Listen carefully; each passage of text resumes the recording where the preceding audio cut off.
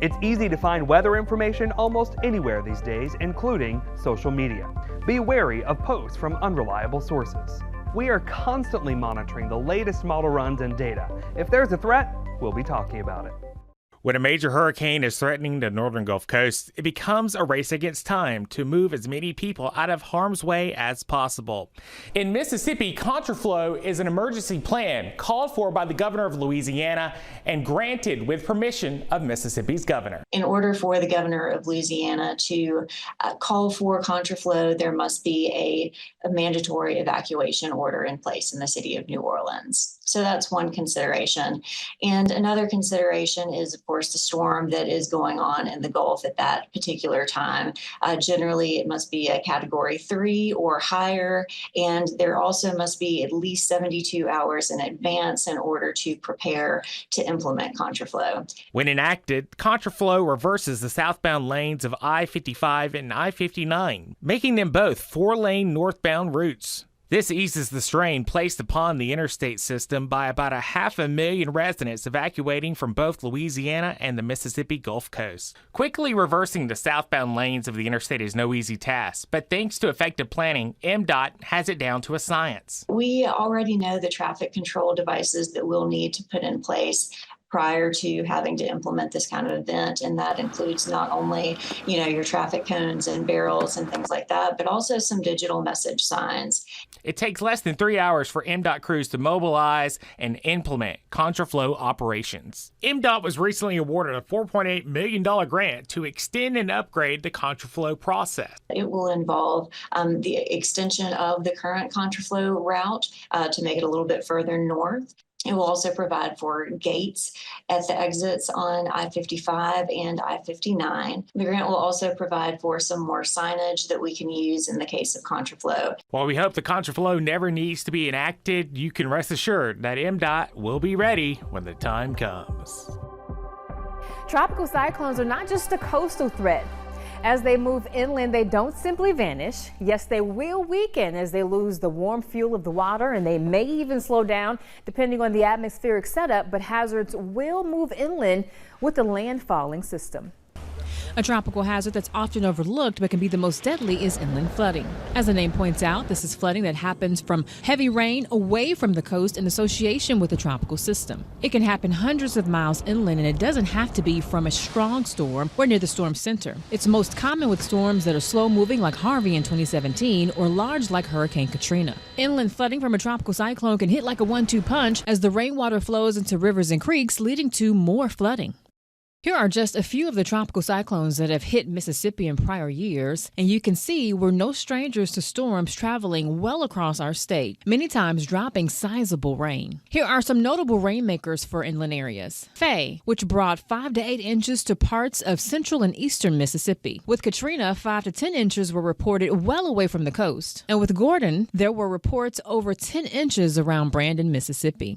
As for global warming, its effects won't be beneficial. There's still more research to be done, but with the earth getting warmer, when it rains, it could really pour. In theory, with a warming climate, the atmosphere can hold more moisture.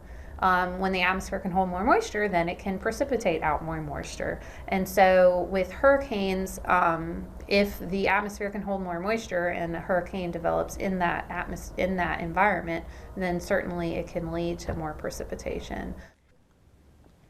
So what can you do to prepare? Well, for one, you want to know if you live in a flood-prone area and you want to have a plan. Then you want to stay aware of potential tropical systems that could head your way. Also, watch local media for the latest on storm information and road conditions, and evacuate to a safer place before floodwater cuts off your ability to leave. And remember to never ever attempt to drive over a water-covered roadway. What you want to do is turn around, don't drown.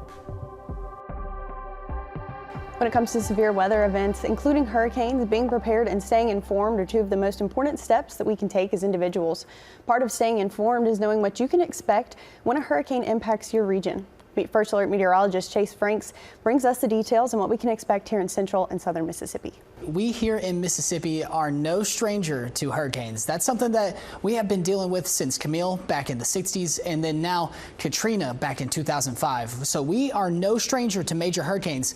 But what is the exact impact that we deal with here, especially the further that you get deep into the state? Now, we all know the impacts along the Gulf Coast, as a hurricane cone typically gives you roughly 2 to 3 days heads up in regards to what you need to do to get prepared for a hurricane if you need to evacuate or if you decide to settle in. So storm surge could see up to a 30-foot increase. That's what we typically see with major systems along the Gulf Coast. Hurricane conditions are destructive power of storm surge and damaging winds. You could see up to 157 mile-per-hour wind gusts or higher associated with a major hurricane. That's all the way up to a Category 5. Now, that's not associated with all of them, but it also has isolated tornado threats, and we are going to make sure that you have the most up-to-date details in regards to all of them. Here's meteorologist Ashley Civic with more.